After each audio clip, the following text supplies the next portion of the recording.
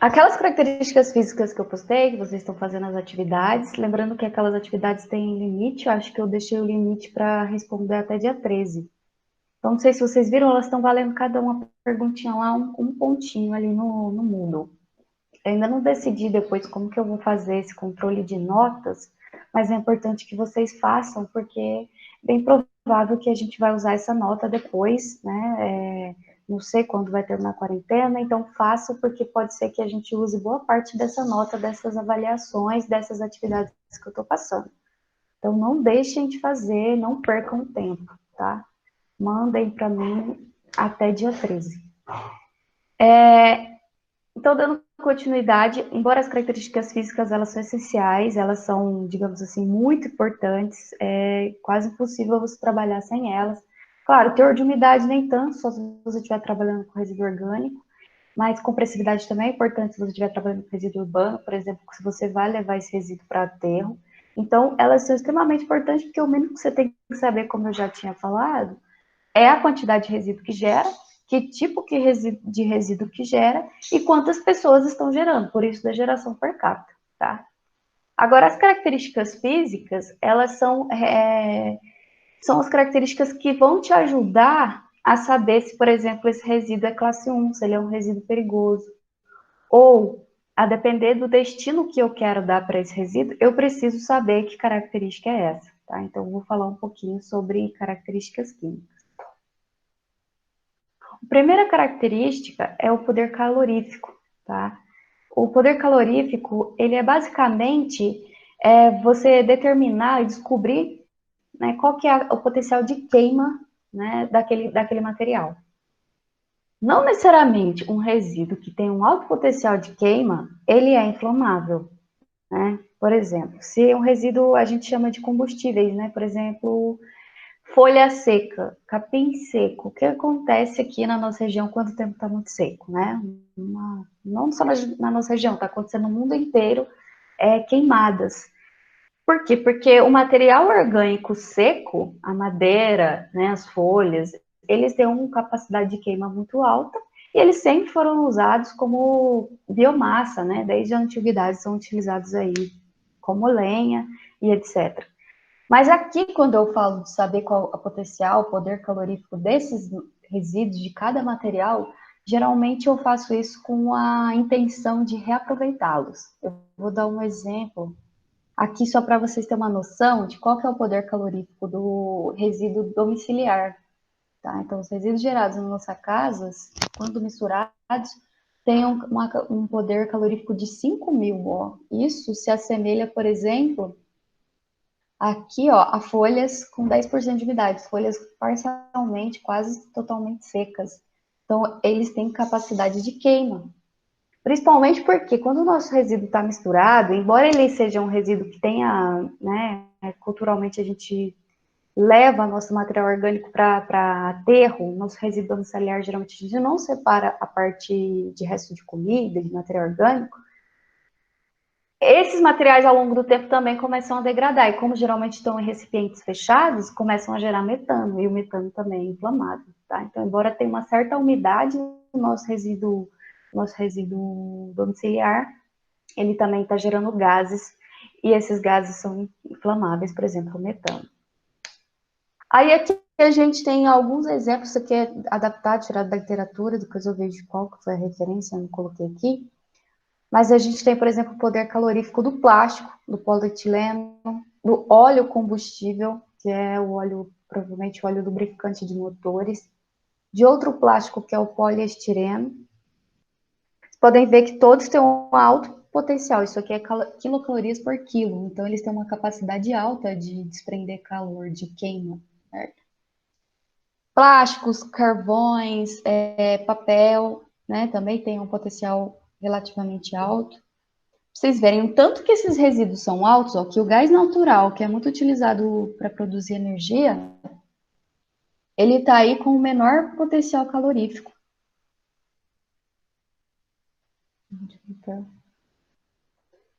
Oi, Jonathan, não sei se você está me ouvindo, mas a gente já começou. Eu estou falando sobre o poder calorífico dos resíduos, tá?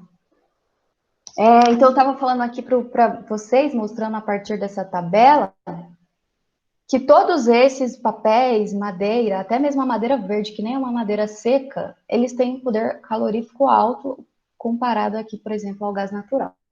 Tá? Então, o nosso resíduo domiciliar tem um poder de queima.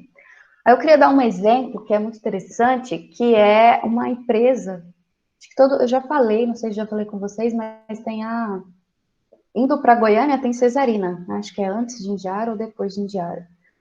E tem uma sementeira, né? Não sei se vocês já repararam que ali tem uma sementeira. E junto à sementeira tem uma empresa chamada EcoBlend. Não sei se atualmente está funcionando, mas há uns 5 anos atrás ela funcionava. E ela faz o quê? Ela compra resíduos de vários lugares, de várias empresas, de vários empreendientes. Então, compra resíduos de área agrícola, compra resíduos de indústrias. E elas compram resíduos com poder calorífico alto para justamente preparar o que ela chama de blend, que nada mais é do que eles escolhem os resíduos que eles comprou, fazem a trituração e depois misturam com poder calorífico conhecido, tipo, usam lá folhas misturado com turfa, com resíduo de óleo e determinam lá um poder calorífico alto para eles fazerem esse blend e queimarem depois na sementeira. Então, eles usam como matéria-prima para a sementeira. Isso acaba saindo com um custo bem mais barato para eles do que se eles fossem comprar biomassa de madeira ou biomassa de outros materiais. Então, eles estão reaproveitando, dando uma destinação adequada para o resíduo dessas empresas que ele compra e ainda está economizando bastante dentro da sementeira com a biomassa que eles utilizam nas caldeiras e para produzir o cimento. Tá? Todo mundo me ouvindo aí? Sim. Além disso, o poder calorífico é extremamente importante para quando eu vou trabalhar com incineração, tá? No Brasil, incineração não é um dos principais modos de destinar o resíduo. Geralmente a gente faz incineração apenas para resíduos de serviço de saúde e não é com a intenção de reaproveitar, por exemplo, o calor para produzir energia, é só com a intenção de esterilizar esses resíduos que são perigosos, né? Então você usa a incineração como fonte de esterilização dos resíduos de serviço de saúde. Incineração não é a única forma de esterilizar, tá? Mas é muito utilizado aqui no Brasil. Mas, por exemplo, se você vai para países como o Japão, que domina as tecnologias de incineração, eles utilizam a incineração para produzir maior parte da energia elétrica gerada no país. Então, eles queimam os resíduos domiciliares, os resíduos urbanos, isso gera um gás, eles aproveitam isso para gerar turbinas e produzir energia elétrica, aproveita o calor do incinerador para esquentar a água e etc. E ainda, né, produzem uma forma de energia limpa. Qual que é o problema da incineração? Depois a gente vai ver com mais calma sobre a incineração, mas é porque se eu estou queimando, por exemplo, plástico, né, se eu estou queimando óleo mineral, se eu estou queimando gás natural, que são resíduos derivados do petróleo, e vários outros, né, dos nossos resíduos, eles, quando queimados, eles vão liberar certos poluentes atmosféricos. Os dois principais poluentes atmosféricos e mais perigosos é furanos e dioxinas. Dioxinas, elas são extremamente tóxicas. Então, quando você usa um incinerador, você tem que ter um tratamento de gases, uns filtros de chaminé muito eficientes, extremamente eficientes e que recebam uma alta manutenção. Por quê? Porque como o território do Japão é mínimo, né? Vocês vão ver que existem muitos processos querendo derrubar os incineradores por causa da questão da poluição, porque boa parte desses poluentes que são liberados são cancerígenos. Então, no Japão tem um processo muito rigoroso, com cuidado, para filtrar o máximo possível desses poluentes.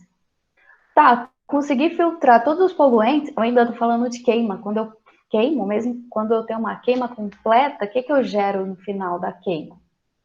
Alguém me responde? Quando eu queimo qualquer coisa, que eu oxido qualquer material na queima, o que é gerado? Que gás? Dióxido de carbono? Foi isso que falaram? Carbono. Eu não estou Uhum. escutando direito. Dióxido de carbono. Foi. Dióxido de carbono, né? Então, quando eu oxido totalmente o material, eu gero dióxido de carbono e água. dióxido de carbono, como vocês sabem, ele é o quê? Ele é um dos principais problemas da intensificação do efeito estufa. Então, com o excesso de atividades aumentando cada vez mais o nível de CO2 na atmosfera, então se tem uma preocupação com o aquecimento global, tá? Partindo do pressuposto que 97% de todos os estudos científicos do mundo indicam, né, e mostram que o aquecimento global é principalmente causado por conta do aumento de CO2 e outros gases estufa na atmosfera. Então, por causa do efeito estufa sendo intensificado. Lembrando que efeito estufa é um efeito natural, só que ele está sendo intensificado principalmente porque a gente está tirando o carbono que estava ali inerte, que não estava sendo mexido, que não estava sendo usado no ciclo de vida, que é o carbono do petróleo, e estou lançando petróleo na atmosfera, né? Com queima de combustível de carro, de veículos, com gás, carvão, mineral. Então, a quantidade de CO2 que está sendo elevada por conta da queima do petróleo é muito grande. Então, isso tem contribuído para o aquecimento global. Então, quando o Japão faz incineração, para eles é o mais interessante, porque, primeiro, eles não têm território para ter aterro. O Brasil tem um território grande, então o aterro sanitário é o mais viável por aqui. Mas eles não têm, então eles precisam de energia. De todo jeito, ou eles iam queimar carvão mineral para gerar energia elétrica, ou né, não teria sol, por exemplo, no todo para ter energia solar. Então, incineração é interessantíssimo para eles. O poder calorífico é um dos parâmetros utilizados quando se fala de incineração também. Alguma dúvida quanto a essas coisas que eu levantei sobre o poder calorífico? Não. Não. Por enquanto, não. Nenhuma dúvida? Ótimo. Um dos objetivos dessa aula também é falar como que é determinado o poder calorífico. Como que eu descubro qual é o poder calorífico de um determinado resíduo. É claro que vocês vão encontrar muita coisa na literatura, tá? Mas vamos supor que vocês estão trabalhando em algo muito específico e vocês precisam saber como que é feito essa determinação. Então, vou mostrar para vocês.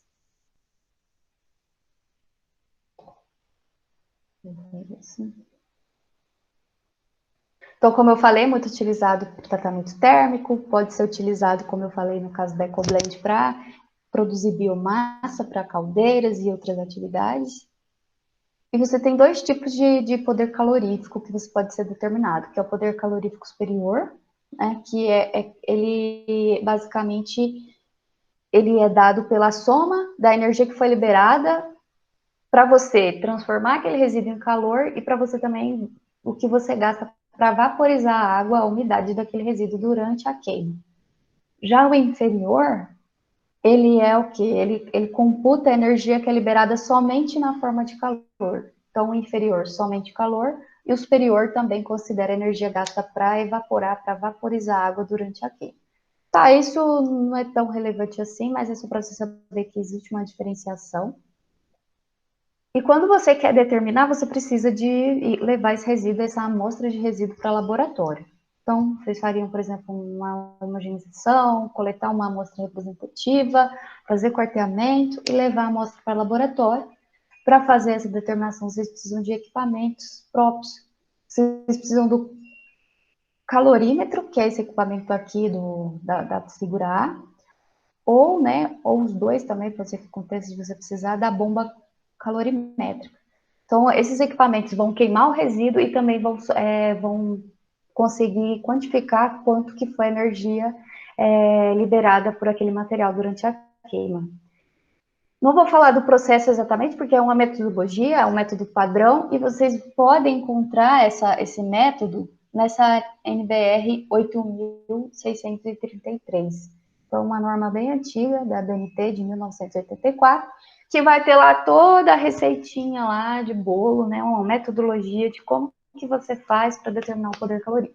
Então, tendo equipamento, tendo o método, tendo a amostra boa, né, uma amostra representativa de resíduo, você consegue determinar o poder calorífico de um determinado tipo de resíduo. Tudo bem? Ok. Nenhuma dúvida quanto ao poder calorífico, gente? Não, Nada que vocês querem discutir? Gostaria muito, não sei, agora a gente está com quarentena, praticamente não sei se a gente vai conseguir fazer nossas visitas técnicas, mas seria incrível se vocês conseguissem conhecer essa ecoblend que eu falei de Cesarina. Porque vocês iam ver todo o processo que eles fazem de compra de resíduo, de mistura, de homogeneização, de trituração. Então, ele tem vários equipamentos que eles conseguem triturar em menores partes possíveis, porque depois eles montam uma massinha toda misturada, que é utilizada na cimenteira, e tem ótimo poder calorífico. Isso seria algo que poderia ser proposto muito por vocês no futuro. Então, se no futuro vocês estão trabalhando com gerenciamento de resíduo, com consultoria, com licenciamento ambiental, isso seria um trabalho muito interessante para vocês desenvolverem, porque tem muito resíduo sendo desperdiçado, muito resíduo indo para em aterros, de forma que nunca mais vão ser aproveitados. E muitas empresas têm problemas de encontrar biomassa e de trabalhar com biomassa para produção de energia, para caldeiras, etc. Então, é uma ideia genial, né, de você reaproveitar os resíduos aí devido ao seu potencial calorífico. É claro que é necessário investimento para filtros, né, para filtrar os poluentes que são gerados durante a queima. Mas se a queima é completa, né, isso não é tão problemático. Então, são poucos poluentes que vão sobrar ali no final de uma queima 100%, né? Quando a gente fala de queima, se eu pego, por exemplo, o resíduo da minha casa, levo para o quintal e taco fogo, né? Como é muito comum aqui na nossa região, as pessoas têm esse hábito de pôr fogo em folhas e outros resíduos. Aquela queima que você colocou ali, você não vai atingir uma temperatura suficiente para fazer queima completa. Vocês podem ver que a fumaça sai bem escura, justamente por quê? Porque você não está só liberando CO2 e água, você está liberando boa parte das moléculas que não foram queimadas ali quando você queima resíduo no quintal. E pior ainda se estiverem queimando plástico, porque como não vai ter queima completa, você está liberando ali um monte de poluente e a população está respirando, além de ficar com problemas de pulmão, vão ter outros problemas por causa dos resíduos tóxicos que estão sendo liberados. Então, quando se fala de queima, é interessantíssimo, mas tem que ter muito cuidado quanto a essa questão dos poluentes, certo? Certo. Então, ótimo. Então, vamos para o próximo, que é pH. Acho que todo mundo conhece pH, né? Vocês tiveram poluição da água.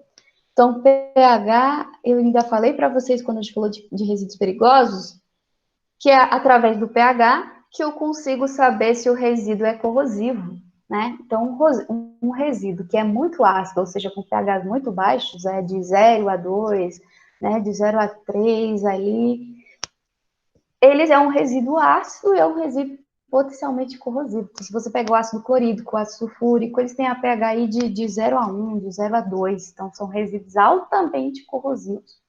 E por outro lado, se o pH é muito alcalino, muito mais alto, né, é de 12 a 14, lembrando que pH é de 0 a 14. pH 7 é o pH neutro. Abaixo de 7 ele tende a ser ácido, acima de 7 ele tende a ser básico, alcalino, certo? Então, se o resíduo tem um pH entre 12 a 14 ou de 0 a 2, ele é um resíduo corrosivo porque ele é muito ácido ou porque ele é muito alcalino. Por exemplo, a soda cáustica. A soda cáustica ela é muito alcalina. Ela deve ter um pH ali de quase 14, 13, 14. Então, a soda cáustica é extremamente corrosivo, mesmo sendo alcalino. Então, se é muito ácido, muito alcalino, ele é corrosivo. Geralmente, o resíduo urbano, ele é um resíduo que tem um pH entre 5 a 7. Então, não é perigoso, né? Não é corrosivo, tá? Mas é interessante que se vocês estiverem trabalhando numa empresa que trabalha com resíduo perigoso, você vai ter que determinar, por exemplo, o pH, tá? Então, se trabalha com soda cáustica, que é o hidróxido de sódio, se trabalha com ácido clorídrico, ácido fúrico, os resíduos não podem ser destinados de qualquer forma, porque são perigosos, então precisa ter um conhecimento. Eu já falei da classificação, né, da NBR 10.004, e lá tinha que resíduos corrosivos são perigosos. Então, só recapitulando. Peraí, que tem alguém entrando aqui.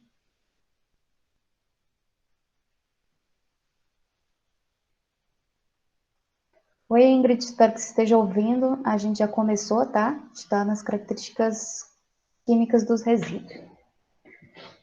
Então, como eu estava falando de pH, mesmo que você não esteja trabalhando com resíduo corrosivo, você pode estar trabalhando com resíduo urbano, resíduo úmido, que tem uma certa acidez. Por exemplo, o chorume, que é gerado do resíduo, ele tem uma certa acidez. Não é corrosivo, mas é um pouco ácido, tá? Então, se você está trabalhando com materiais de acondicionamento que são metálicos, tá? Caçambas metálicas, o próprio caminhão que faz coleta na cidade, ele é metálico. Então, você tem que ter uma proteção contra a corrosão por causa do chorume gerado ou por causa de algum líquido que tem uma certa acidez, tá? pH é tranquilo? Todo mundo sabe como que determina o pH, né? Existem métodos muito antigos que são os métodos colorimétricos, que é quando você tinha ali a determinação do pH através da cor, alguns padrões de cor. E tem aquela fitinha, não sei se vocês já viram, todo mundo já viu aquela fitinha? Que quando você coloca ela numa solução, ela muda de cor e você consegue saber qual é o pH aproximadamente? Uhum. Sim. Sim. Conhece, Aham. né?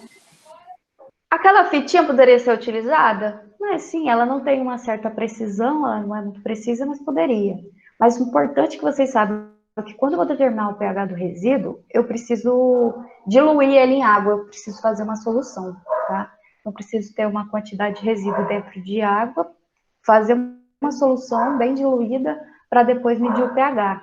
Então é interessante que use água destilada ou uma água com pH conhecido, por exemplo, água com pH de 7, pH neutro.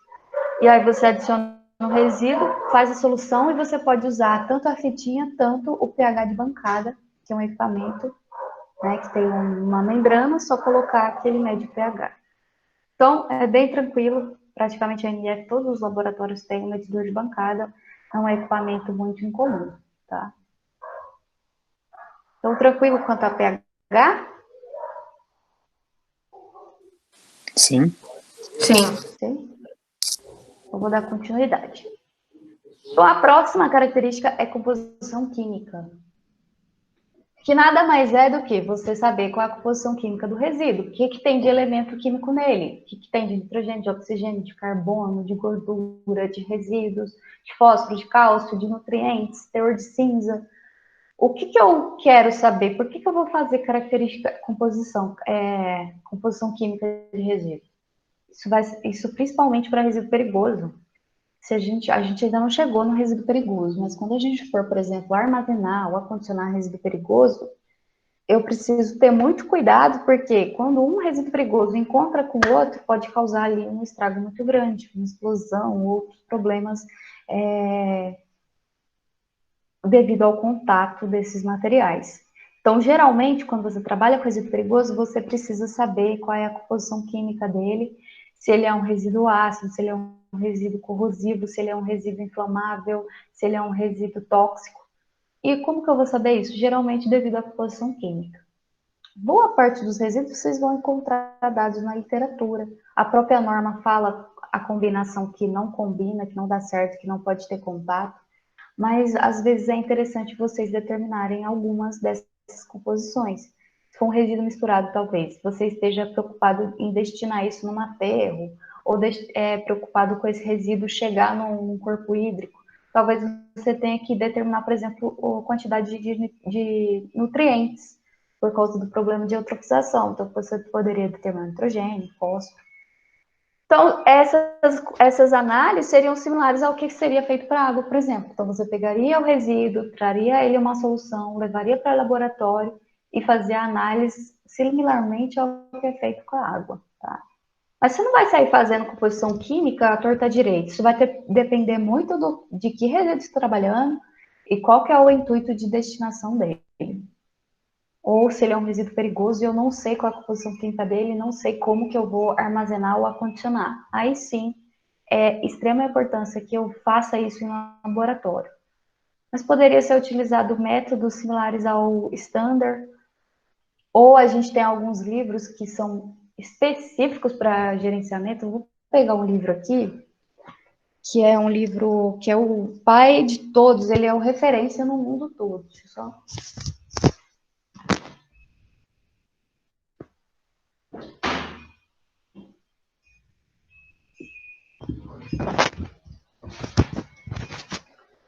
Deixa eu só pegar aqui.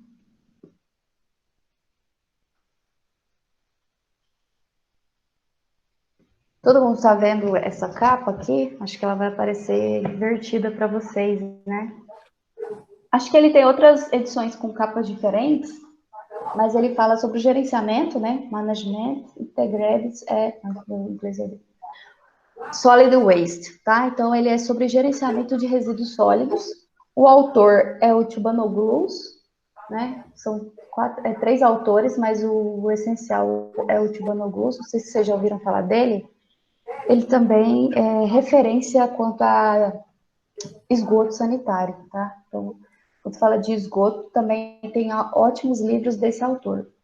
Esse livro, né, embora esteja em inglês, mas acho que vocês poderiam talvez encontrar a versão em português.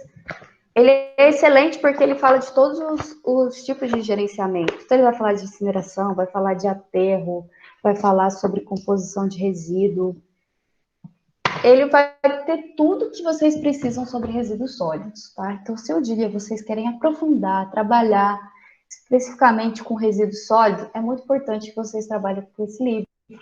Provavelmente, ele também tem metodologias que vocês poderiam utilizar para determinar essa composição química, tá?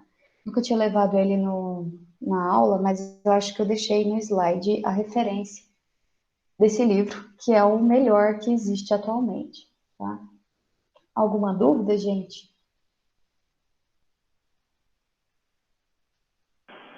Então, composição química é importantíssimo também quando eu vou fazer tratamento ou manusear resíduos. Então, acondicionar, armazenar. Vamos supor, se o resíduo é corrosivo, eu posso colocar esse resíduo numa lixeira metálica? Não é indicado. Não, porque o metal, né, vai ser corroído pelo material corrosivo. Então, eu preciso saber qual a característica, qual é a composição química, para escolher que local, que recipiente eu vou utilizar, que tipo de material é permitido. Ou se o resíduo é perigoso, não tem como dar outra destinação que não um aterro para resíduo perigoso. Eu vou precisar saber como que esse resíduo vai decorrer ao longo do tempo. Ele vai se decompor?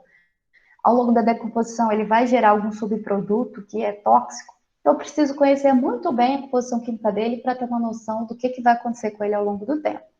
Lembrando que boa parte de resíduos perigosos não tem muito o que se fazer. Imagine, por exemplo, uma usina de energia nuclear, né? Que aí você está beneficiando o urânio para gerar energia e sobra lá um resíduo que é altamente radioativo. O que fazer com esse resíduo altamente radioativo? Né? Então, você conhece as características químicas, sabe que ele é radioativo, ele vai precisar ser monitorado enquanto existir planeta, né? Porque enquanto existe planeta, ele vai ter radiação e ele pode se vazar, causar um grande estrago. Então, tem resíduos que têm que ser monitorados o resto da vida, porque eles nunca vão deixar de ser perigosos. Tá? Enquanto existem humanos, provavelmente eles vão estar ali causando problemas.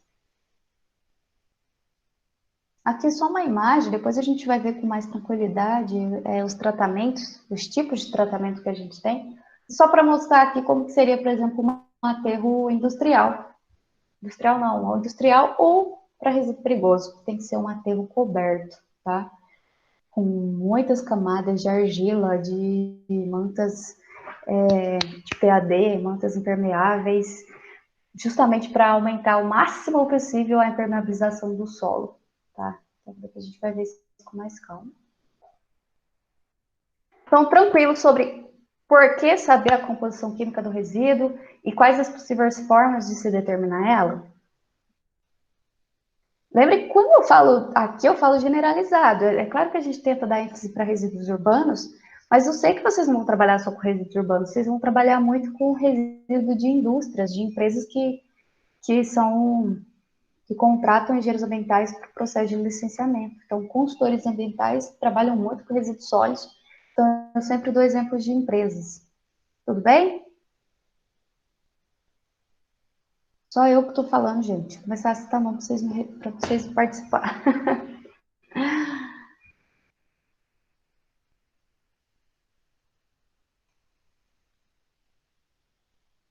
Carinhas. Ótimo, tá todo mundo aí. Vamos lá. Então, ninguém manifestou, vou continuar. A próxima característica química que é muito importante também, que é muito utilizada, é você conhecer a relação carbono-nitrogênio, tá? Então, relação entre carbono e nitrogênio dos resíduos. Principalmente se é um resíduo orgânico. Por quê? Porque geralmente resíduo orgânico, matéria orgânica, eu faço tratamento biológico, que é compostagem e biodigestão. Quando eu tenho um resíduo orgânico, eu consigo reaproveitar ele para os nutrientes dele, para depois, posteriormente, para ele também entrando. Eu consigo aproveitar esses resíduos para gerar um adubo de qualidade, extremamente de qualidade, quando eu faço compostagem. A biodigestão, eu consigo tornar inerte um resíduo que poderia ser problemático, como fezes de animais, e ainda consigo gerar energia elétrica quando eu trabalho com a tecnologia sem oxigênio, que é anaeróbia. Por exemplo, biodigestores são anaeróbios, não se entra oxigênio, e por isso você tem reações que produzem o biogás, que são gases, como o metano, que depois pode ser reaproveitado para gerar energia. Então, são tecnologias extremamente interessantes, que podem ser muito utilizadas em diferentes tipos de atividades, né? Então, pode ser uma atividade agropecuária, como granjas de suíno, pode ser até mesmo uma atividade comum, por exemplo, restaurantes, né? Restaurantes poderia, por exemplo, utilizar o resto de comida para gerar gás e utilizar nos fogões novamente. Então, você economizaria ali ao longo do tempo muito dinheiro com gás butano, né? E utilizaria do seu próprio resíduo, sem contar que você daria fim àquele tanto de resíduo que talvez não saberia o que fazer. Então, você ainda pode trabalhar com compostagem em diferentes resíduos agrícolas, pode utilizar depois esse resíduo para queima como biomassa em caldeiras. Então, existem N coisas que eu posso fazer com material orgânico. Mas quando eu estou falando de uma decomposição, ou seja, processos de degradação desse material, aí eu estou falando de compostagem e biodigestão, ele é feito por quem? Que tipo de processo ocorre quando eu falo de um tratamento de decomposição, tratamento biológico? Alguém poderia me responder? Micro-organismos? Micro-organismos, né? Então, a gente está falando o quê? Da ação dos próprios micro-organismos para decompor esse material. Então, quando eu decompor esse material, eu torno ele estável, torno ele o suficiente bom para ser utilizado na agricultura, disponível para as plantas, né? O nitrogênio, o fósforo que está ali vai não estar mais na forma orgânica, mas vai estar na forma inorgânica disponível para as plantas. Então, eu posso utilizar ele na agricultura. E se, a depender do resíduo, se for um resíduo mais seco, com alto poder calorífico, posso utilizar isso para queima, tá? Mas quando eu estou falando de micro-organismos, eles se alimentam do que desse resíduo? Principalmente de nutrientes, como nitrogênio e fósforo, e também eu preciso saber a relação de carbono, porque é uma molécula, né? O material orgânico é uma molécula de proteína, uma molécula de gordura, uma molécula de glicose, né? E essa molécula tem carbono, material orgânico. Só que eu quero saber quanto de nitrogênio ou de nutriente eu tenho nessa molécula de carbono. Então, quanto de nitrogênio para quanto de carbono? Geralmente, quando eu falo de resíduos orgânicos, é na faixa de 35 de carbono para 1 de nitrogênio, ou de 20 de carbono para 1 de nitrogênio. Então, a relação entre carbono e nitrogênio é bem menor que a quantidade de material orgânico de carbono que se tem. Mas eu preciso saber isso porque a demanda dos micro-organismos vai me exigir isso. Então, se o resíduo, da forma com que ele está, não está interessante para os micro-organismos, como eu quero acelerar esse processo, eu estou falando de processos controlados, de degradação controlada, de tecnologia, de engenharia, eu preciso conhecer qual que é essa relação carbono para eu mexer e deixar na relação ótima para a degradação dos micro-organismos. Geralmente a degradação ótima, acho que é nessa faixa de 35 para 1. Depois a gente vai ver isso melhor quando a gente for falar de compostagem e for falar de biodigestão. Mas eu preciso saber qual que é a relação atual do resíduo, saber se ela é ótima para os micro-organismos, porque se não for, eu vou ter que mexer de forma que os micro-organismos vão acelerar o processo de degradação. Alguma dúvida aqui?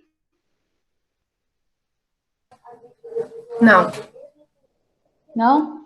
E aí, então, eu vou trabalhar essa relação no laboratório, né? Carbono. Como que eu determino carbono? Poderia ser por COT, que é aquele equipamento, que é o COT, que é um equipamento que você consegue estimar a quantidade de carbono que tem. É muito utilizado para análise de água, mas poderia também ser utilizado aqui. Eu pegaria uma amostra de resíduo, levaria nesse equipamento, ele faria uma queima e ele tem um contador de CO2, né? Que ele consegue saber exatamente quanto de moléculas de carbono tinha ali naquele resíduo. Então, estimo o carbono por COT. E nitrogênio eu posso fazer várias outras análises, como nitrogênio total, nitrogênio amoniacal, que poderia ser também similar ao que é feito para a água. Tá? Então, tem muitos problemas para determinar esses carbono e nitrogênio. Extremamente importante que eu saiba qual que é essa relação quando eu vou trabalhar com compostagem e biodigestão. Porque se não tiver da forma ótima, os micro-organismos não vão acelerar o processo. Então, eu posso, assim, se eu conseguiria fazer uma compostagem e ter um adubo em 90 dias. Se eu não tiver com todas as características, as premissas que os micro-organismos exigem, como temperatura, umidade, relação de carbono e nitrogênio, entre outros fatores que são extremamente importantes para a ação dos micro-organismos, eu poderia ter um composto com a qualidade ruim ou gastar muito mais tempo do que eu poderia otimizar sabendo essas análises, tá?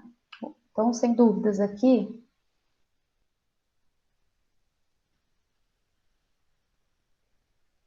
Então, encerramos características químicas. Ah, são as únicas características químicas que existem? Essas que eu falei? Não. Existem mais, mas essas são as principais quando a gente fala de resíduos urbanos e resíduos, né, que a gente está acostumado em ambientes urbanos. E também para resíduos agropecuários e agrícolas também são principalmente essas características. Se um dia vocês forem trabalhar com algo mais específico, vocês podem encontrar mais características na literatura e outros métodos e normas da ABNT, tá? Mas não tem muito segredo, é algo relativamente simples. Posso continuar? Vamos, se sim, vamos para a característica biológica.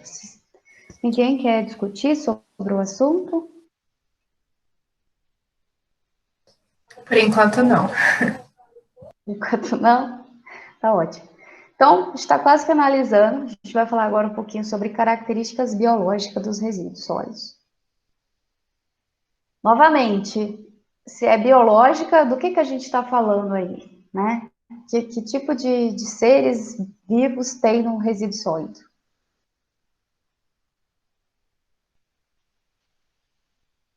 Claro, se ele não foi bem acondicionado, se ele está no lixão, aí pode ser ratos, baratas, insetos, até urubu, né? Mas quando a gente está falando de um resíduo que a gente vai fazer o gerenciamento adequado, principais características biológicas que a gente está querendo descobrir, saber sobre, as biológicas em relação aos micro-organismos. Vocês já tiveram microbiologia ambiental? Tivemos. Tiveram? Então, vocês estudaram sobre micro-organismos aeróbios, anóxicos e anaeróbios? Uhum. Sim. Vocês estão tendo esgoto por agora também? Ou não? Sim, só não vai ter agora no modo piloto. Então, não sei se, acho que é com o Ed que vocês têm, né? Não sei se ele chegou nessa parte sobre essas aeróbios, anóxicos e anaeróbios. Mas quando eu falo de micro-organismos anaeróbios, são aqueles que atuam, né? Ou seja, respiram, degradam o material orgânico na presença de oxigênio. Todo mundo está sabendo sobre isso, né? Alguém pode me falar um tratamento biológico que é do tipo aeróbio para resíduos sólidos, para resíduos orgânicos?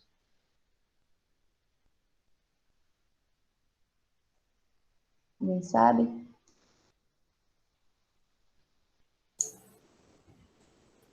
Compostagem seria um exemplo, porque tem que fazer revolvimento do material para poder entrada de oxigênio. Exatamente, a compostagem.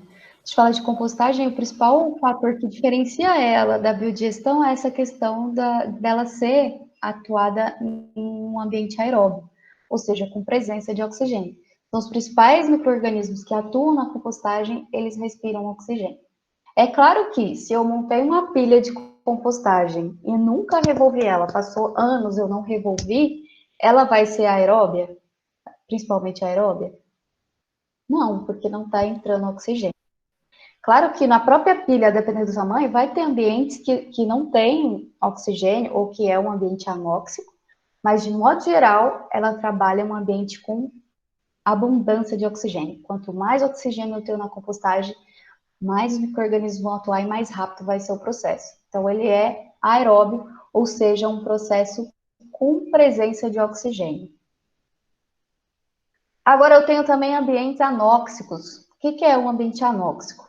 Né? Aqui a gente tem nitrato, né, e sulfato. Essas duas moléculas aqui.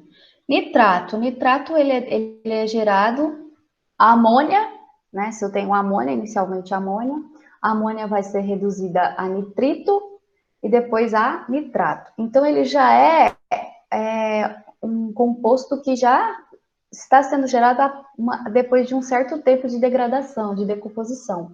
Então, inicialmente, a minha amônia vai ser transformada em nitrito e depois nitrato.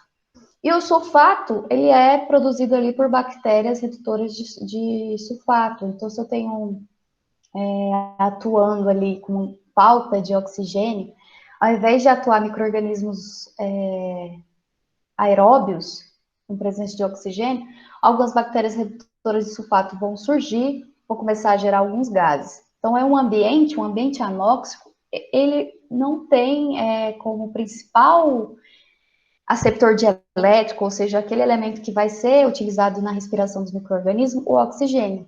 Quem vai ser utilizado como aceptor final de elétron, ou seja, que vai ser respirado pelos micro-organismos, é o nitrato e o sulfato. Então, ao invés de oxigênio, tem o nitrato e sulfato.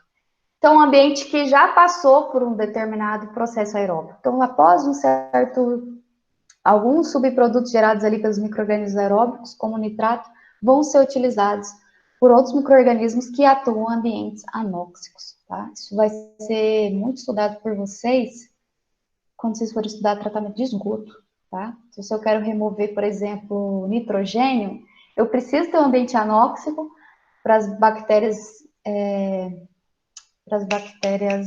desnitrificantes transformar o nitrato em nitrogênio atmosférico, que é um gás. Então, o nitrato está ali solúvel no resíduo na água. Quando eu tenho esse ambiente anóxico, bactérias desnitrificantes transformam o nitrato em nitrogênio atmosférico. Quando ele vai para a atmosfera, ele está sendo removido da água ou do resíduo. Então, eu quero que fique muito claro para vocês que esses ambientes aeróbios, anóxicos, que atuam em micro-organismos específicos, quando a gente fala de engenharia ambiental, esses ambientes são simulados, eles são produzidos por nós, né? Então, essas bactérias já atuam na natureza, só que eu quero acelerar o processo, eu quero ter um processo controlado. Igual, acho que eu confundo o nome de vocês, quem falou aqui foi o Jair, né, Jair?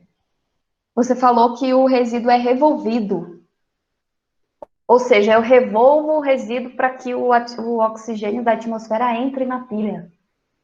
Ou seja, eu estou promovendo esse fator. Se eu deixasse quieto, ele ia demorar muito mais tempo, mas eu atuando de uma forma que eu utilizo tecnologia para aerar, poderia ser uma forma mecânica, que é muito comum de se utilizar trator, ou até mesmo manual, uma pá, mas eu tenho tecnologias que fazem isso automaticamente. Então, eu posso pegar uma bomba a vácuo ali e aspersar o oxigênio dentro da pilha. Então, eu posso usar essas ideias para produzir diferentes tipos de tecnologias.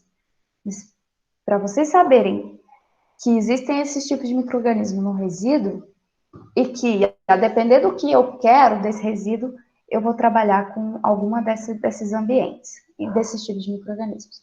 Por fim, eu tenho aqui os anaeróbios, que podem ser estritamente, ou seja, eles são intolerantes, digamos assim, ao oxigênio, o oxigênio pode ser até tóxico, por exemplo, o caso da arqueia. Todo mundo já ouviu falar de arqueias metanogênicas? Sim? Eu não. Também não. Não ouviram falar? Então, vocês já devem ter ouvido falar sobre a produção de metano, certo? Um ambiente sem oxigênio pode gerar gases, principalmente metano. Sim? Sim. O metano, ele é produzido por arqueias metanogênicas. Essas arqueias, elas são de outro reino, então não posso chamar elas de bactérias. Elas não são exatamente bactérias, elas têm diferenciações de bactérias. Questão de núcleo, se são eucariontes, procariontes, elas não são bactérias, elas são diferenciadas. Essas arqueias que produzem o metano, elas são super, estritamente, elas não suportam oxigênio. Qualquer concentração de oxigênio pode matar essas arqueias. Então, são intolerantes ao oxigênio. Por isso que quando eu vou falar de biodigestão, que é uma tecnologia que eu quero produzir metano, né? Por que eu quero produzir metano? Porque o metano dá para produzir energia dele, ele é inflamável, dá para usar na cozinha, né? Então o metano tem um interesse econômico nele, porque o metano gera energia. Aqui em Verde a gente tem uma granja de suínos que produz 100% da energia do ambiente a partir do metano produzido no biodigestor. Então, ele está usando as fezes, que ele não teria o que fazer com isso, as fezes dos porcos, para produzir energia. Então, ele está economizando uma quantidade, ao final do mês, muito grande em questões econômicas. Está reduzindo muito seus custos. Então, é muito interessante do ponto econômico. Só que, para ter arqueias ali atuando e produzindo metano, eu preciso de um ambiente controlado. E esse ambiente não pode entrar oxigênio. Tá? Então, os biodigestores são extremamente lacrados. Não pode entrar oxigênio de forma alguma. E aí, depois a gente vai ver isso com mais calma. A gente ainda não entrou nessa parte. Mas precisam ser misturados, precisa ser homogeneizado, uma série de fatores. Até as arqueias atuarem, tem que acontecer muita coisa. Tem que acontecer fermentação, tem que gerar alguns acetatos, álcoois. Então, antes das arqueias atuarem, muitos micro-organismos atuaram antes. Esses micro-organismos são geralmente anóxicos ou anaeróbios. Alguns não são intolerantes ao oxigênio, então eles atuam em ambientes facultativos, que é que pode ter oxigênio ou não. Então, tem micro-organismo que é facultativo, ele pode respirar tanto com oxigênio quanto sem oxigênio. Mas tem micro-organismo que não suportam oxigênio, que é o caso das arqueias. Então, arqueias é quem produzem metano. Então, se o meu resíduo não está sendo controlado, se não está sendo monitorado, se eu não conheço o meu resíduo, se eu não sei a característica biológica dele, se eu não estou monitorando o pH, se eu não estou monitorando temperatura, pode ser que essas arqueias nem tenham uma boa produção de metano, certo? Mas eu acabei aprofundando um pouquinho, falando de biodigestão, de compostagem, mas o que eu quero que vocês saibam aqui é que existem micro-organismos que não respiram oxigênio. Então, os micro-organismos são muito, como é que fala? Muito versáteis, né? E se vocês forem pensar, arqueias são micro-organismos extremófilos. Alguém se lembra o que são os extremófilos? Aham. Alguém pode me falar o que era? O que vocês lembram?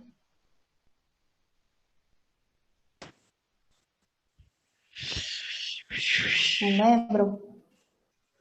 Os extremófilos são aqueles micro-organismos que vivem em condições extremas, por exemplo, de temperatura. Ou, tipo, vivem no Himalaia, lá no meio da montanha de gelo com menos 50, menos 60 graus Celsius. Então, vivem num ambiente congelado. Boa parte dos micro-organismos que a gente não conhece, extremófilos, eles gostam das mesmas condições de temperatura. Então, uma temperatura... Um país tropical como o Brasil, por exemplo, uma temperatura entre 20 a 40 graus Celsius. Essas são as condições geralmente ideais da maioria dos micro-organismos, mas os extremófilos não. Eles vivem num lago vulcânico, eles vivem na lava vulcânica, eles vivem no gelo, eles vivem em condições ambientais extremas, tá? As arqueias são dessas condições extremas. Então, se você for lá no Himalaia pegar uma amostra do gelo, não vai ter uma bactéria comum que degrada resíduo aqui. Tanto é que se vocês verem as pessoas que morreram no Himalaia, estão lá intactas, né? Elas não foram degradadas. Elas ainda sim, estão lá por causa da temperatura. Porque boa parte dos micro-organismos que vivem nesses ambientes são extremófilos, então eles não são exatamente comuns, tá? Arqueias são extremófilas, por quê? Porque a condição que ela pega é falta total de oxigênio e um ambiente extremamente ácido em que ela vai produzir metano, tá? Então ela é um extremófilo. Qualquer outro micro-organismo não viveria na situação que ela vive, na condição ambiental que ela vive. Não suportaria a temperatura alta, não suportaria um ambiente ácido, mas ela sim, ela consegue sobreviver nessas condições. Então ela é considerada um micro-organismo anaeróbio, que não atua em oxigênio. O micro-organismo aeróbico que atua no oxigênio e anóxico não é oxigênio, geralmente nitrato e sulfato. Ficou claro isso aqui? Tem alguma dúvida sobre aeróbio, anaeróbio e tudo que eu falei? Que quando a gente fala de micro-organismo, existem vários tipos de micro-organismo. Eu falei de bactéria, mas existe bactéria, existe a arqueia, que eu expliquei para vocês, existem fungos, existem protozoários, existem algas, existem vírus, existem uma série de tipos de micro-organismos. E cada um tem uma condição que ele atua, né? Agora a gente está dizendo o corona. O corona tem as suas características. Ele gosta de frio, ele gosta de calor, ele gosta de que condição? Então, cada micro-organismo atua numa condição. Quando eu estou falando de resíduos sólidos, de matéria orgânica, os principais micro-organismos que eu tenho são esses que atuam em ambientes anaeróbios, anóxicos e anaeróbios. Só uma dúvida: os ambientes anóxicos são os ricos em nitratos e sulfatos, né? Sim. Então, é um ambiente que não tem muito oxigênio, mas tem maior abundância de nitrato e sulfato. Aí você pensa, nossa, nessa condição ambiental tem micro-organismo que atua? Sim, tem alguns micro-organismos que atuam nessa condição, em um ambiente anóxico. Se eu pego, por exemplo, a minha pilha de resíduo lá da compostagem, uma pilha grande de resíduo, vai ter partes daquela pilha onde não tem muito oxigênio. O oxigênio vai estar geralmente na borda, que está em contato com a atmosfera. No fundo ali praticamente nem entra oxigênio, vai estar anaeróbio. E ali entre o meio termo entre o anaeróbio e o aeróbio e o anaeróbio vai ter um ambiente anóxico, tá? Se eu não revolvo e não insiro oxigênio, vai ficar ali naquela condição por tempos.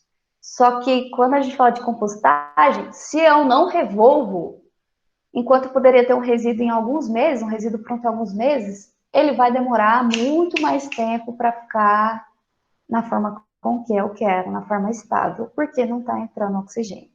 Então, essa é a tecnologia de compostagem. Agora, se eu vou para a biodigestão, oxigênio não é permitido. Porque na biodigestão eu quero que arqueias atuem, eu quero que gere metano. Então, não pode ter oxigênio. Então, dependendo da tecnologia, eu deixo a condição ambiental do resíduo em alguma dessas formas. Isso vai depender muito do que eu quero desse resíduo. Eu quero que ele continue com nutrientes, eu quero que gere metano, eu quero apenas que ele se estabilize para eu poder usar na agricultura. Isso vai ser muito variado. Mas o que eu quero que vocês saibam é que as principais características biológicas dos resíduos sólidos são em função dessas três condições ambientais. Alguma dúvida? Não. Não? Conseguiu sanar? Todo mundo tranquilo? Então vamos continuar. Tá quase acabando. Aqui eu trouxe algumas curiosidades, né? Então, além de alguns micro-organismos que são essenciais na compostagem, na biodigestão, que produzem o metano, que dá para ser utilizado para gerar energia, excelente. Só que a gente tem também nos resíduos sólidos a comunidade de agentes patogênicos, que são micro-organismos causadores de doenças, né? Que, por exemplo, se for, por exemplo, aqui nessa figurinha, eu tenho uma granja, um biodigestor com fezes de suíno. Se eu não passar por esse biodigestor, as fezes de suíno vão ser muito ricas em agentes patogênicos, vermes, né? Muitos vermes, porcos geralmente têm vermes. ou ela vai estar com uma concentração tão alta de nitrogênio, vai estar com uma condição ácida, uma temperatura alta, que se eu jogar direto na agricultura, não vai dar certo, né? Vai matar minha planta, vai feder, vai trazer vetores. Então, as fezes originais, sem passar por uma degradação, jamais podem ser utilizadas. Mas, quando eu faço essa biodigestão, que esse resíduo vai passar muito tempo aqui e outros micro-organismos vão atuar, parte dos agentes patogênicos vão ser eliminados. Quando eu falo de compostagem, por exemplo, a temperatura de uma pilha de compostagem, não sei se vocês já viram compostagem, se fazem compostagem, mas se ela estiver sendo bem aerada, ela pode chegar numa temperatura de até 70 graus. Então, tem, inclusive, micro-organismos termofílicos, ou seja, eles atuam em temperaturas elevadas, até 70 graus Celsius. Então, extremamente quente. Se você remexe a pilha, da pilha, sai até fumaça. Então, aqueles 70 graus vão matar boa parte dos outros micro-organismos que são patogênicos. Existem outras formas de inativar patógenos, por exemplo, utilizando cal. Alguém já viu usar cal virgem para correção de pH ou para algo do tipo? Se, por exemplo, morreu algum animal, você jogar cal virgem, ele vai se degradar mais facilmente e não vai causar odor, porque o cal virgem, ele é um agente oxidante, né? Então, se eu tenho, por exemplo, um lodo de esgoto, ou um lodo do biodigestor aqui, de fezes de suíno, para eu garantir que não vai ter micro-organismo patogênico, porque eu quero usar na agricultura, em áreas degradadas, eu posso ainda completar com cal virgem para poder inativar todos os patógenos. Trabalhando com condições. O que eu explico? Os micro-organismos é o seguinte, tem micro-organismo para todo lado, né? Então, na minha pele, no meu intestino, os seres vivos evoluíram, né, com micro-organismos. Eles são essenciais para a vida no planeta. Imagina se não existisse degradação. Se todos os resíduos orgânicos gerados nunca tivessem degradado, se o corpo de uma pessoa que morreu há 100 anos ainda tivesse intacto, onde que a gente ia colocar tanto corpo de gente que morre? Então, a degradação, ela é uma evolução do planeta, né? Os micro-organismos evoluíram junto com o planeta. Tanto é que evoluíram o suficiente para ter micro-organismo no vulcão, na lava, no Himalaia, né? Então, os micro-organismos, eles vão estar presentes quando tiver condições ambientais favoráveis. Então, se eu pego a água no estado, fui lá no corpo hídrico, ou na minha torneira, ou uma cisterna, aquela água está com condições, temperaturas ótimas para ter micro-organismos, mas se eu vou lá, pego essa água, coloco no fogo, aumento a temperatura para 100 graus Celsius, esses micro-organismos não gostam dessa temperatura, então eles vão morrer. Então, o micro-organismo sempre vai estar presente, a depender se a condição ambiental, temperatura, umidade, pH, acidez, está sendo interessante para ele. Tem micro-organismo em qualquer lugarzinho que você imaginar, mas vai ter micro-organismos que sobrevivem e que atuam naquela condição ambiental. Isso é claro para vocês? Sim. Sim. Nem todos os micro-organismos são patógenos, mas quando eu estou falando de água, por exemplo, água que chega na sua torneira, eu preciso que ela seja estéril, que ela não tenha micro-organismo nenhum. Porque se ela tem condição ambiental boa para um micro-organismo não patógeno, essa mesma condição ambiental pode ser boa para um patógeno. Então, eu não posso garantir que não tem patógeno. Então, eu trabalho com 0 micro-organismos quando eu falo de água, para beber, água para consumo. Da mesma forma, se eu quero usar um adubo gerado de compostagem, por exemplo, numa horta de alface, eu tenho que garantir que não tenha patógenos ali. Então, às vezes, eu trabalho com a exterminação de todos os micro-organismos, porque eu não posso saber qual que é patógeno ou não. Não é viável para mim ir para o laboratório e ver todos os micro-organismos que vivem ali. São milhares. Então, não é viável eu ficar fazendo análise de patógenos, tá? Então, eu trabalho, às vezes, com exclusão total, porque é muito mais simples para mim, tá? Só para vocês saberem que patógenos fazem mal à saúde, e quando eu vou reutilizar um resíduo orgânico para fazer adubo e utilizar, a depender da cultura de planta que eu vou utilizar, se é hortaliça, por exemplo, tem que ser 0 micro-organismo. Mas vamos supor que você quer usar o lodo ali de suíno, depois estabilizado, numa área degradada. Uma área que não tem nutriente nenhum, o solo está totalmente exposto, totalmente pobre em nutrientes. Eu não vou usar para produzir alimento, não vou utilizar para produzir alface, para hortaliças. Então, eu poderia ter uma maior flexibilização em existir patógenos ali. Então, como o uso daquele solo vai ser um uso, talvez, para plantar eucaliptos, né? Eucalipto não tem problema, os micro-organismos não vão afetar o eucalipto, e eu não vou comer o eucalipto. Então, isso também depende muito de qual vai ser o uso daquela planta que eu vou fazer. Se é uma planta para alimentação, não pode ter patógeno. Se é uma planta que eu não vou utilizar na alimentação, que é uma área degradada, pode ter certas concentrações de patógeno. Estão acompanhando?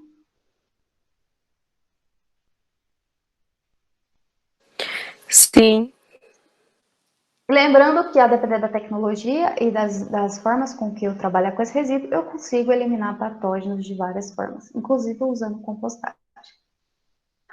Aqui só algumas curiosidades, tá? Quando eu falo de resíduo urbano, resíduo... A gente já reparou, todo mundo já passou, acho que atrás de um caminhão ou próximo a um caminhão de coleta de resíduo. E o odor é suportável, né? Eu falo que resíduo, lixo, fede mais do que esgoto. Isso tem muito a ver com o tipo de micro-organismo que tem ali, que está produzindo gases fétidos, né? Por exemplo, bactérias redutoras de sulfato que vão gerar o gás sulfídrico, que é o gás que tem cheiro de ovo podre. Esse micro-organismo está gerando odor, tá? Então, conhecendo a comunidade de micro-organismos que existe nesse resíduo, eu posso, por exemplo, trabalhar uma forma, algum composto químico que inativa odores. Ou eu posso trabalhar condições ambientais que reduzam esses micro-organismos. Então, conhecendo os micro-organismos e as condições ambientais que eles gostam, eu consigo manipulá-los. É basicamente isso. Eu consigo controlar o que eu quero que eles façam.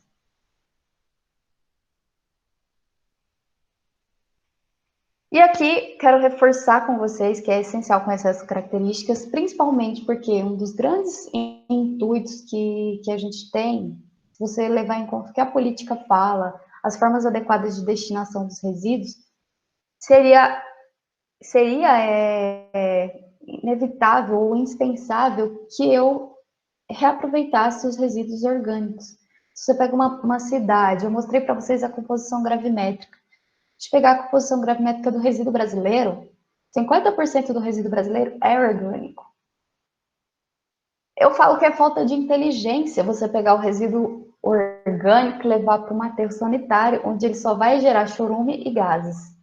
E no aterro sanitário, chorume e gases é o meu principal problema. Eu gasto fortunas para construir estação de tratamento para chorume, gasto fortunas para ficar canalizando gases e queimando gases no aterro, ainda estou gerando um monte de gases estufa, contribuindo para o aquecimento global, sendo que eu poderia pegar o resíduo urbano, que é orgânico, levar para uma compostagem e depois gerar quase nada de problemas de chorume, porque a compostagem é incrível, você não tem os problemas de odor, você não tem problemas com chorume, e ainda poderia estar reaproveitando isso na agricultura. Se a nossa agricultura, o país é um país da agricultura, gasta aí muitos milhares de reais com fertilizantes químicos, sendo que poderia estar reaproveitando adubo de ótima qualidade aí a partir de resíduos sólidos orgânicos, tá? Então, seria muito mais inteligente se uma cidade mandasse os resíduos orgânicos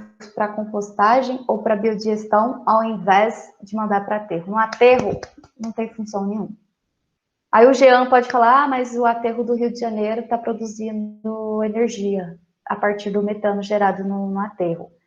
Se você comparar a quantidade de metano que é gerada no aterro em relação a um biodigestor, é muito menor. Tá? Então, biodigestores produzem muito mais metano do que um aterro, porque no aterro você tem entrada de oxigênio, você atrapalha a atuação das arqueias, então gera muito menos metano.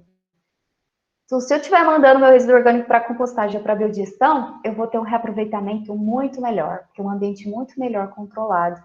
Controlo muito melhor a temperatura, controlo muito melhor o revolvimento, controlo muito melhor as outras condições ambientais. Então, fique a dica, se vocês um dia forem trabalhar com qualquer gerenciamento, Quando fala de orgânicos, dá para reaproveitá-los de N formas, tanto para adubo, tanto para queima, para biomassa em caldeiras, quanto para dá para produzir, por exemplo, se você pega resíduo de usina, de cana-de-açúcar, eles aproveitam tudo, né? Aproveitam a vinhaça, aproveitam o bagaço para produzir biomassa que vai ser queimada na próxima caldeira. Eu produzo álcool, dá para produzir etanol, dá para produzir metanol, dá para produzir uma série de biocombustível. Pego o óleo usado, pego resíduos orgânicos que são oleaginosos e produzo biocombustíveis, né, que é uma espécie de diesel biodegradável. Então, existem N tecnologias que são extremamente inteligentes e que podem melhorar muito as condições sustentáveis de um país, né? Então, aí eu pergunto, por que que no país, se a gente sabe de tudo isso, por que que não investe em compostagem, por exemplo? O que vocês acham que a prefeitura gasta milhares de reais com aterro e uma usina ficaria muito mais barato? Por que que não investir numa usina de compostagem? O que vocês acham?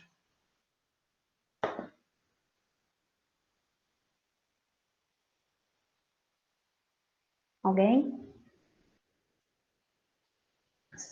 Alguém aí, gente? Estão aí? Estão vivos? Sim.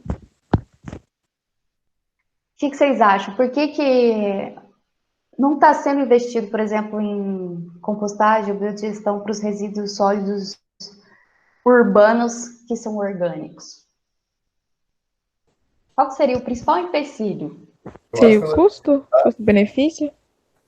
Custo de manutenção, alguma coisa assim? Você tem manutenção, né? Se for uma cidade grande que gera muito resíduo, provavelmente não vou conseguir revolver o resíduo na pá, vou ter que precisar de um equipamento mecânico, mas ainda assim não seria tantos custos, porque no aterro sanitário eu tenho custos da mesma forma.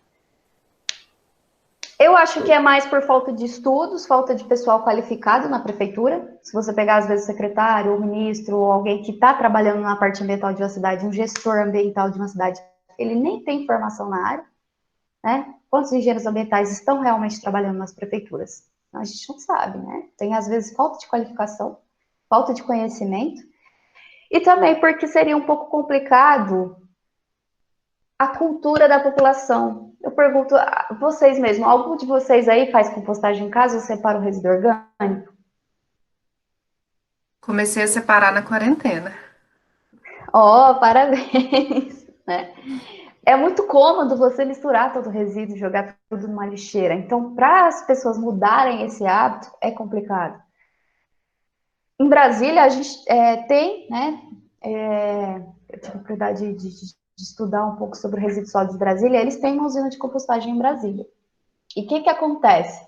Chega muito resíduo que não é orgânico na usina. Então, o composto final vai ter pedaços de plástico, vai ter resto de sacolinha, vai ter garrafa PET, vai ter tampinha.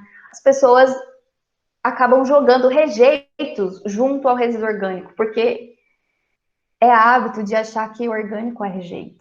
A gente acha que tá podre, que tá fedido, que é rejeito. Então, você joga qualquer coisa junto e acaba que isso chega na usina. Então, acaba que você não tem um resíduo de qualidade, também por conta da cultura da população, da falta de conhecimento. Não sei se vocês têm Instagram, mas provavelmente sim. Não sei se vocês acompanham o Instagram da cooperativa da cidade, a Coop Recicla. Depois se seguem lá o Instagram da Coop Recicla. Esses dias eles postaram um vídeo mostrando o que está chegando na cooperativa. E estava chegando Suja. fralda suja, resto de comida, resíduo de papel higiênico. Então, assim, existe uma carência muito grande de informação. Eu espero que é falta de informação, mas também existe uma falta de cuidado. Acha que não é importante, tá? Então, a população ainda tem muito a evoluir nesse quesito de cultural, de mudança de hábitos, tá? E aí fica aí uma atividade que eu quero propor para vocês, que é vocês utilizar os meios de informações atuais para poder tentar educar essa população, né? Então, agora a gente falou das características físicas, químicas, biológicas. Mas mais para frente, quando a gente falar de acondicionamento, eu queria que vocês criassem um post no Instagram ou na sua rede social, um post explicativo, uma linguagem que todos pudessem entender, explicando sobre resíduos sólidos, porque resíduos sólidos é um problema de todos numa cidade e pouca gente tem informação, né? Mesmo com todas as facilidades de acesso. Mas se vocês conseguirem conscientizarem ou passarem um pouco de informação, pelo menos para os seguidores de vocês, já ajuda. Então, agora não vou exatamente passar um exercício desse tipo, mas fiquem sabendo que esse tipo de exercício vai ser usado na disciplina, tá? Principalmente quando a gente falar de acondicionamento, que é um caos dentro da cidade. Então, fiquem sabendo sobre isso. Vocês querem discutir alguma coisa? Tem alguma dúvida que ficou sobre a comunidade de micro-organismos no resíduos sólidos? A aplicação dessas características, por que fazer todas essas características, saber sobre essas características? Ficou alguma dúvida? Ficou bem explicativo. Ficou bem explicativo? Eu espero que seja. Depois vou deixar algumas atividades referentes a esse encontro. Essa aula está sendo gravada, eu vou disponibilizar no Moodle também, se vocês quiserem reassistir, ou se tiver alguém que não conseguiu participar. Mas saibam que isso também conta a presença. Eu ainda estou em dúvida de como contar a nota de vocês, a presença, mas assim que eu fizer o plano de notas e das aulas, eu mando para vocês. Esse início é experimental, então a gente vai testar de tudo. Eu queria saber de vocês, o que vocês preferiram? Dessa forma, videoconferência, ou vocês preferiram eu postar tudo no Moodle sem interação de vocês? Eu acho que, na verdade, os dois compartilhados são legais, porque, assim, aí a gente pode assistir a hora que consegue, encaixando na nossa nova rotina, e aí tem os encontros presenciais ao vivo para esclarecer alguma dúvida, e ter esse contato mesmo, que é legal. Eu também acho que assim fica bom, então. Então a gente vai fazendo assim, videoconferência, e vou postando no Moodle também. Pode ser? Sim. E aí, os demais arquivos que eu quero que vocês lerem, mais referências e atividades, eu também vou colocando lá. Beleza. Estão mandando mensagem, eu não vi, gente, que sonsa. Eu estava na aba da aula e eu não vi que vocês estavam mandando mensagem, mas tá tranquilo. Da próxima vez eu fico mais atenta. Então, foi bom? Foi produtivo? Eu vou mandar essa aula para vocês. Eu só quero ver se tinha mais alguma coisa aqui. Que eu quero falar é o seguinte. No Brasil, não existe norma sobre usar adubo de compostagem de biodigestores na agricultura, mas a gente tem essa resolução, que é a 375 do CONAMA, que é para lodo de ET. Lodo de ET, as condições de lodo de ET podem ser aplicadas para adubo de compostagem também. Então, como a gente não tem uma específica para compostagem, se um dia vocês forem usar o adubo na agricultura, podem usar essa resolução. Que depois eu posso baixar ela e mandar para vocês, mas jogou esse nome na internet, vocês conseguem baixar, tem ela disponível, tá? Aqui só mais para finalizar, eu tinha esquecido dessa parte, só para finalizar, quando você vai caracterizar resíduos, principalmente resíduos urbanos, é importante também que você fique atento a essas condições aqui, que é sazonalidade, aspecto climático, regionais, temporais e economia. Por quê? Fatores climáticos, chuva, por exemplo. Eu falei para vocês de teor de umidade que quando chove, se o resíduo não está bem acondicionado, se não está fechadinho, ele vai molhar e vai aumentar o teor de umidade. Então você vai ter uma maior taxa de degradação. Se esse resíduo não chegou até o aterro, ele vai começar a feder. Se a compostagem, entrou chuva na sua pilha de compostagem, vai também atrapalhar. Então tudo isso tem que ficar muito atento. Condições climáticas do ambiente. Se está mais frio, se está mais quente, se está chovendo, todas essas condições vão influenciar na questão da atuação dos micro-organismos. Quando é período de seca, outono, né, inverno, quando as folhas começam das árvores cair, se for uma cidade que tem muita árvore, muita parques, você vai aumentar o teor de folhas. E aí é um grande problema na nossa região, porque as pessoas se incomodam muito com as folhas, elas colocam fogo, como você tem um volume muito grande de folha, né? Você tem, se for uma fazenda, às vezes você gera, né, vários sacos por dia de folhas, mais de 100 litros, mais de, sei lá, uns 3 metros cúbicos de folha. Então, as pessoas não sabem lidar com as folhas e queimam. O que vocês acham? A opinião de vocês, o que vocês fariam com essas folhas? Alguém poderia me dizer uma outra destinação das folhas que não a queima? Porque lembrando que a queima é proibido por lei, não se pode queimar resíduo, crime. Tem Dá pra usar. algumas sugestões de compostagem que fala que precisa, né, de uma camada de produto seco, então resto de grama, folha, essas coisas. Sim, até no projeto Hipólito a Exatamente. gente usou algumas folhas secas Essas para folhas. colocar. Aham. Grama É também. porque quando fala de compostagem, você tem que ter uma fração mais úmida e uma fração de resíduo mais seco. Aí você pode usar folhas, você pode usar grama seca e você pode usar serragem. Né? Eu faço compostagem e eu uso serragem porque eu não tenho folhas. Mas imagina, numa fazenda você teria abundância de folhas. Mas aí você fala, mas ainda não foi o suficiente, usei na compostagem e ainda sobrou folha. Será que não é uma questão cultural você se incomodar tanto com folhas? Né? Porque quando vier a chuva, essas folhas vão se decomporem. Por que que é tão incômodo as folhas? O que vocês acham? Porque geralmente elas não estão sozinhas, né? Tem mais lixo junto, né? Uma boa resposta, né? Se você pegar o resíduo de varrição de uma cidade, eles não varrem sua folha. Varrem papel de balinha, varrem muitos resíduos plásticos pequenininhos que as pessoas acham que são irrelevantes, né? Ai, é pequeno, vou jogar no chão, né? Então tem muito resíduo no chão que são pequenos, que acabam estando junto com as folhas. Outros sedimentos, areia, resto de asfalto, tudo vai estar junto. Mas eu queria levantar um aspecto que é uma questão cultural. Porque, por exemplo, a minha avó, para ela, se ela não varrer a folha do quintal, é desleixo, né? O que as pessoas vão falar de mim se eu não varrer a minha porta, né? Então, é uma questão cultural de que se você deixa as folhas ali é porque você é uma pessoa desleixada, descuidada, né? Mas, na verdade, seria irrelevante se não for tantas folhas assim. Eu, particularmente, um gosto pessoal, eu acho lindo quando tem folha no chão, né? Então, eu, na minha casa, eu não faria nada com as folhas, eu deixaria ela exatamente ali, onde ela caiu, tá? A não ser que eu fosse fazer compostagem e precisasse delas, de qualquer outra forma, não. Mas, então, ainda questionando como a questão cultural acaba atrapalhando o gerenciamento de uma cidade, tá? Vou voltar lá. Outra coisa, épocas festivas, né? Aumenta muito, gente, a quantidade de embalagem. E aí, mais uma vez, acabam sendo jogadas no chão, principalmente se for uma cidade turística. Não sei se vocês já foram numa festa, algum lugar, uma praia, quanto de resíduo tem no chão, principalmente resíduos que poderiam ser reciclados. Então, após festas, após eventos, após períodos festivos, o ambiente fica assim, igual nessa imagem que a gente está vendo aqui. Então, épocas especiais, a quantidade de resíduo aumenta. Então, a composição gravimétrica vai diminuir, vai diferenciar. Então, se é carnaval, a composição gravimétrica da cidade vai ter mais resíduos de latas, alumínio, plástico, coisas de bebidas, por exemplo. Se for época de festivas, de dias comemorativos, mãe, pais, que as pessoas compram presente, o resíduo da cidade vai aumentar a quantidade de embalagem.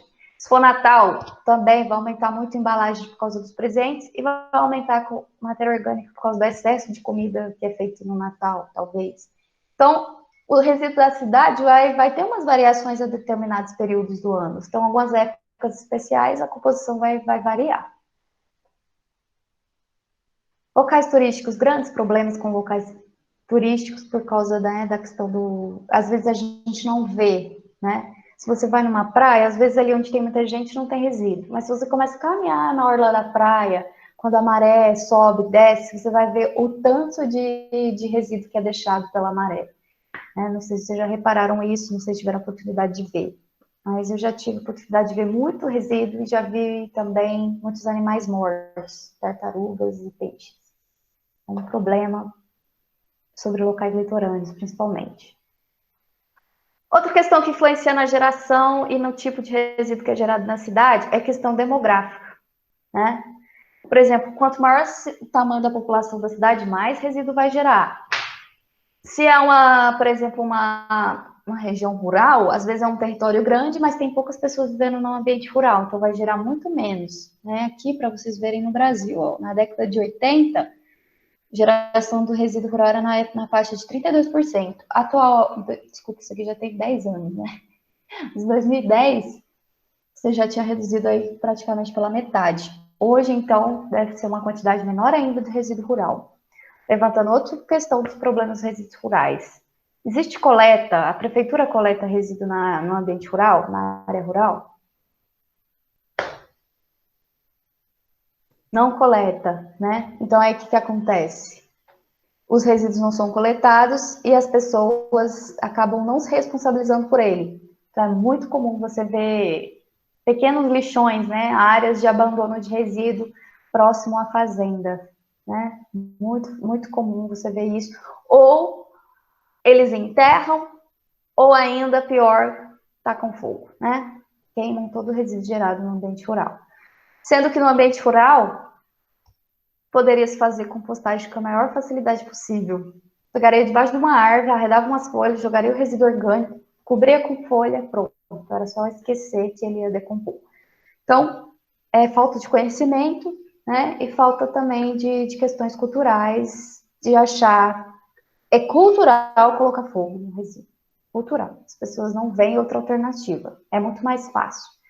Você tem um lote lá, assim, cheio de capim. O que é mais fácil? Você pôr, riscar um fósforo ou você capinar, né? Então, é muito cultural a questão da queima. E é proibido por lei há muitos anos no Brasil e ainda assim a gente não conseguiu se livrar desse costume. Outra coisa que influencia fatores socioeconômicos. Acho que a gente já discutiu isso quando a gente começou a disciplina, quando eu falei que quanto maior a cultura e a educação das pessoas, maior ela vai conseguir saber lidar com resíduo. Se vocês pegam alguns vídeos na internet, eu vi um interessantíssimo no documentário que na Suécia eles são um exemplo mundial de lidar com resíduo. A população separa certinho e como eles separam, eles em casa separam certinho, eles separam e mudam a cor da sacola. E depois não precisa nem Também que eles não têm os problemas sociais do Brasil, então não vai ter muitos catadores nas ruas. Então eles utilizam equipamentos mecânicos que identificam e separam o resíduo por causa da cor da sacola. Então é automático, tem um leitor que lê a cor da sacola e aí ele separa o resíduo. Então a população separa bonitinho e ainda, né, consegue depois mandar esse resíduo para compostagem, para incineração, para o aterro. Então lá é exemplo. Né? Você fica encantado, é algo futurístico, parece que nem acontece isso no mundo, mas acontece. E também a questão do poder aquisitivo. Infelizmente, no Brasil, ter dinheiro não significa que você tem conhecimento ou cultura, tá? Então, nem sempre populações, cidades ricas vai gerar menos resíduo ou vai dar destinação adequada. Ainda, quanto mais dinheiro você tem, mais compras você faz, mais consumo você tem. Então, geralmente, questão de aumento de renda também eleva aumento de consumo e automaticamente quantidade de resíduos. Então, eu já falei para vocês que consumo e geração de resíduos são extremamente ligados.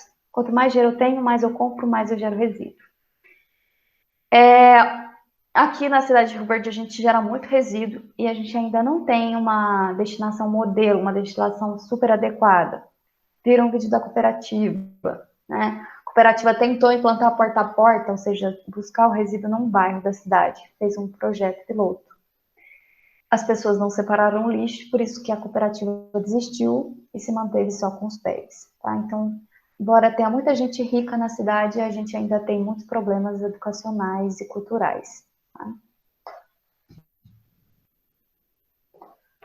E por fim, eu não sei se vocês viram, mas eu mandei para vocês lá no Moodle um panorama dos resíduos sólidos da Abrelp. Só que eu mandei o de 2018 e 2019, que é o último que foi feito. Essa Abrelp, ela é uma associação que coleta dados de resíduos de todo o país.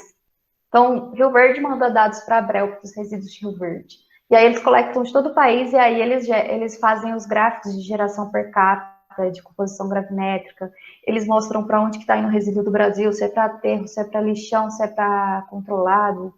Então, é bem interessante, se um dia vocês precisarem, vocês podem coletar dados na Abrelp, tá? Eu já mostrei alguns dados para vocês, mas depois vocês dão uma olhadinha lá no panorama.